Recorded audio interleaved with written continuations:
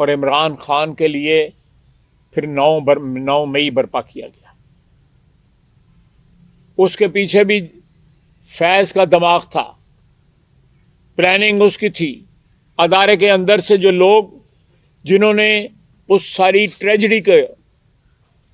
کو پلان کرنے میں مدد کی، وہ ادارے کے اندر بھی لوگ تھے، لیکن ساری man power P T I کے ورکرز کی جو ہے، چاہے وہ میاں والی میں تھی، چاہے لاہور میں تھی، یا چکدرا میں تھی، یا پشاور میں تھی، یا جی ایچ یو کے سامنے تھی، ساری مین پاور جو تھی، یہ ایک تباہی کا منصوبہ جو ہے پاکستان کی افواج کی، پاکستان کے طول و عرض میں، خصوصاً پنجاب اور کے پی میں